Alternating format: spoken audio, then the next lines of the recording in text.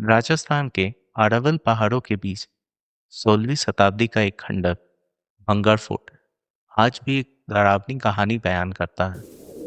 राजा भगवत दास द्वारा अपने बेटी माधव सिंह के लिए बनाया गया ये किला कभी एक जीवित शहर हुआ करता था, लेकिन आज उसके खंडर शांति से भरे हुए हैं और इन दीवारों के पीछे छिपे हैं कई रहस्यमय डरावनी कहानियां।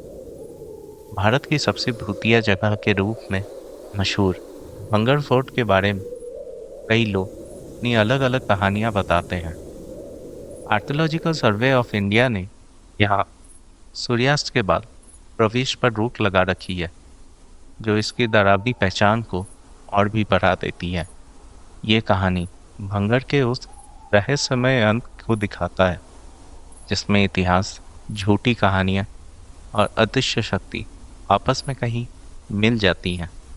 क्या हो अगर एक श्राप पूरे राज्य को हमेशा के लिए बर्बाद कर दे।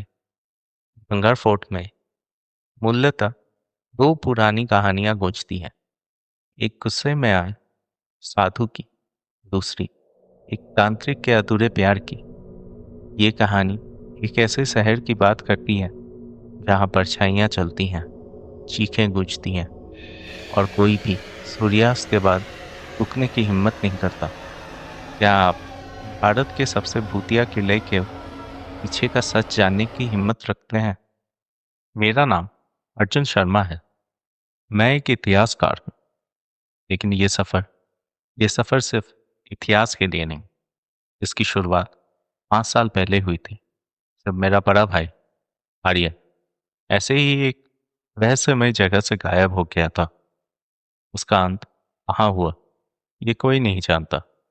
मैं आज यहाँ भंगर में उसका राज ढूंढने आया हूँ। भंगर, जहाँ लोग अंधेरे में जाने से डरते हैं, लेकिन मैं डर नहीं सकता।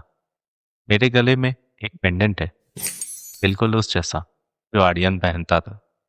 ये सिर्फ एक सिंबल है जो मुझे उसकी याद दिलाती है और मुझे आगे बढ़ने की हिम्मत देती है।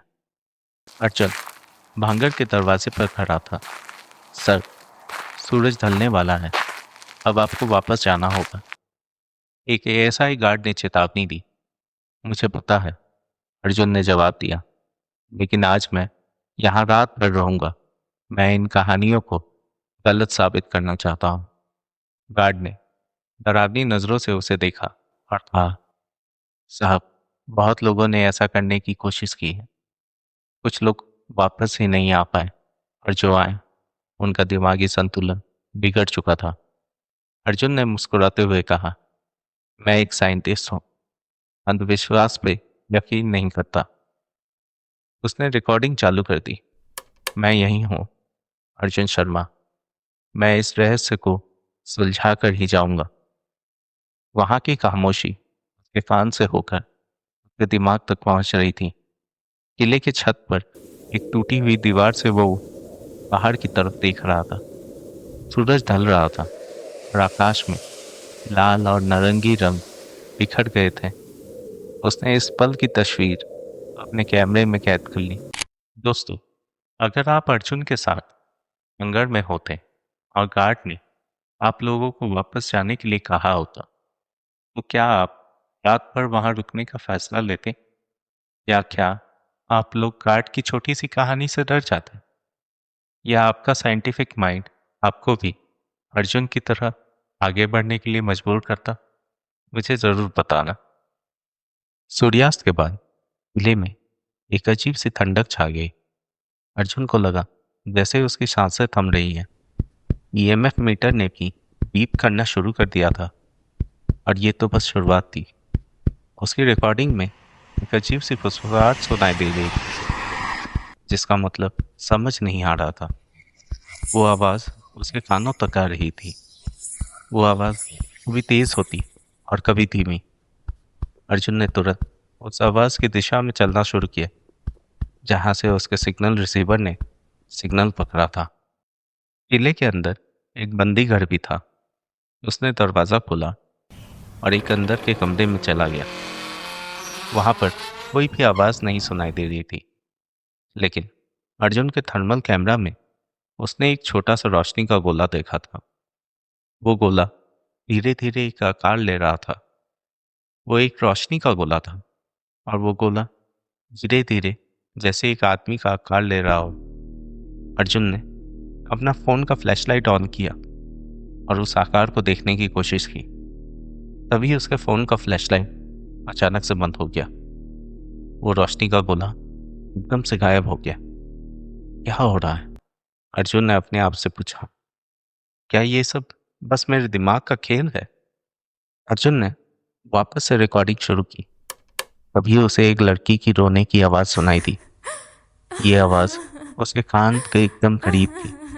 ऐसा लग रहा था जैसे कोई करीब ही खड़ा हो। वो आवाज धीरे धीरे और तेज होती गई, और तभी उसे एक औरत की परछाई दिखाई दी जो काली साड़ी में थी।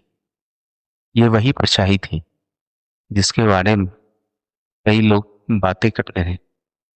अर्जुन ने तुरंत अपने कैमरे से उसकी तस्वीर खींचने की कोशिश की, लेकिन उसके कैमरे का लेंस अचानक से फट गया। कैमरे का लेंस फटने के बाद अर्जुन को एक पल के लिए स्क्रीन पर एक चेहरा सा देखा। क्या ये कोई आत्मा थी जो उसे वहां रोकना चाहती है, या सिर्फ उसके दिमाग का वहम? अगर आप वहां होते तो क्या आप कैमरा चेक भी करते या वापस भाग जाते? अर्जुन ने आगे बढ़कर उस रोशनी का पीछा करने का सोचा। वो रोशनी महल के अंदर घुस रही थी। अर्जुन भी उसके पीछे पीछे महल के अंदर चला गया। महल के अंदर एक बड़े कमरे में उसने देखा एक औरत नुमा रोशनी का गोला एक आदमी के साथ लड़ रहा था। वो दोनों गुस्से से लड़ रहे थे। ये शायद वही कहानी थी जिसके बारे में लोग बताते हैं। राजकुमारी रत्नावती, अर्जुन ने अपने आप से कहा। शायद वो तांत्रिक सिंघिया। तुम यहाँ क्या करने आए हो? एक आवाज ने वैसे उसे रुक कर पूछा।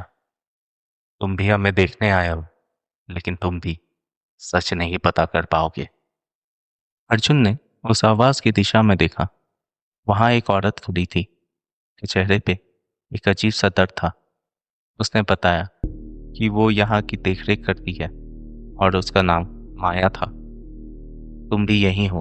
अर्जुन ने पूछा। क्या तुम इन सब में यकीन करती हो? माया ने उसकी तरफ अपनी नजरों से देखा और कहा, तुम यहाँ से जाओ अर्जुन। मैं तुम्हें यही बताने आई हूँ। ये जगह तुम्हारे लिए नहीं है। ये जगह सुरक्षित नहीं है। अर्जुन ने उसके बात पर कोई ध्यान नहीं दिया। उसने वापस से रिकॉर्डिंग चालू कर दी। तभी उसके ऑडियो रिकॉर्डर में एक अजीब सी आवाज सुनाई दी। ये आवाज जैसे किसी बच्चे की रोने की थी, और फिर किसी लड़की की रोने की भी आवाज सुनाई देने लगी। ये सब उसके ऑडियो रिकॉर्डर में रिकॉर्ड हो रहा था। क्या हो रहा है? अर्जुन ने माया से पूछा। माया ने अर्जुन की तरफ देखा और कहा, ये सब उन लोगों की आवाज है जो यहाँ पर मरे हैं। ये सब आवाज यहाँ आती रहती है। तभी अर्जुन के सामने एक अजीब सी रोशनी का गोला आया और उसके अंदर अचानक से घुस गया। अर्जुन को ऐसा लगा जैसे उसकी सांसें थम सी गईं। रोशनी का गोला उसके अंदर जाकर अजीब सा दर्द दे रहा था। उसने तुरंत उस रोशनी को बाहर निकालने की कोशिश की, लेकिन वो रोशनी का गोला उसके अंदर से नहीं निकली। रोशनी का गोला अर्जुन के अंदर चला गया था, और अर्जुन को रत्नावती और संध्या के यादें दिखने शुरू हो गए थे। क्या ये श्राप का हिस्सा था, या अर्जुन का दिमाग उसके साथ खेल खेल रहा था? अगर ऐसा कुछ आपके साथ होता तो क्या आप माया की बातें सुनते और किले से भाग जाते? अचानक अर्जुन के दिमाग में तेजी से कुछ तस्वीरें, कुछ यादें आने लगी। एक खूबसूरत महारानी, एक गुस्से से भरा तांत्रिक। अर्जुन ने उन दोनों की चीखें, उनके गुस्से को अपने अंदर महसूस किया। वो सिर्फ उन्हें देख नहीं रहा था, बल्कि वो उनके डर को, उनकी नफरत को जैसे जी रहा था। उसकी रूह ने उस दिन का डर फिर से महसूस किया। ये देखकर उसका सारा साइंटिफिक विश्वास वहीं धड़ा का धड़ा रह गया। उसे एहसास हो रहा था कि अब वो सिर्फ ऑब्जर्वर नहीं है, बल्कि इस श्राप का हिस्सा बन चुका है। इस एहसास के बाद अर्जुन घबराकर चीखने लगा। उसने अपना सारा रिकॉर्डिंग डिवाइस वहीं छोड़ दिया। पागलों की तरह किले के बाहर भागने लगा, बस अपनी जान को बचाने के लिए। अब उसका मकसद सच ढूंढना नहीं था, बल्कि बस इस जगह से बाहर निकलना था। अर्जुन घबरा कर किले के अंदर इधर उधर भाग रहा था। उसका दिमाग घूम रहा था। वो अपने आप को छुटकारा दिलाने की कोशिश कर रहा था। अचानक वो एक कमरे में ठोकर खाकर गिर जाता है। उसकी आंखों के सामने एक पुरानी दीवार थी और उस पर खून से कुछ लिखा था। वो भी यहाँ सूर्यास्त के बाद आएगा, वो कभी वापस नहीं जा पाएगा। अर्जुन के आंखों में अब सिर्फ एक अजीब सा डर दिखा। उसे लगने लगा था कि वो कभी वापस नहीं जा पाएगा। माया एक परछाई की तरह उसके सामने उठी। उसने अर्जुन को धक्का देकर बाहर निकाल दिया। की आवाज में एक ठंडक सी थी, एक घबराहट भी थी। तुम यहाँ से जाओ अर्जुन, उसने कहा। ये जगह तुम्हारे लिए नहीं है। अर्जुन ने उसके तरफ डेस्परेट नजरों से देखा। उसने माया का हाथ पकड़ लिया था और घबराहट में पूछने लगा, तुम जानती हो ना आर्यन को, मेरा भाई, वो कहाँ है? उसका डर अब सवालों की बेचैनी में दिख रहा था। माया ने अपना हाथ उसके पकड़ से छुड़ाया। उसके चेहरे पे अब डर नहीं, बल्कि एक गहरी उदासी सी थी। आर्यन, वो चला गया, तुम उसके पीछे मत जाओ, उसने एक ठंडी आवाज में कहा। तुम उस ऑर्डर से लड़ नहीं सकते। माया ने उसे एक आखिरी धक्का सा दिया। अर्जुन पीछे गिरते हुए एक दीवार पर देखने लगा। उस दीवार पर वही रहस्यमय सिंबल था जो उसके पेंडेंट पर था। उस सिंबल से एक हल्की रोशनी सी निकली जो उसके आंखों में चुभने लगी। उसी पल किले की दीवारों से एक आवाज आने लगी, जो यहाँ जाएगा वो कभी वापस नहीं आएगा। उस आवाज की गूंज उसके रूह तक पहुंच रही थी। वो घबरा गया और किले से बाहर निकलने की कोशिश करने लगा। सुबह की पहली रोशनी के साथ अर्जुन किले से बाहर निकलता है। उसकी आंखों में डर है और दिल में एक अनजाना सा खौफ।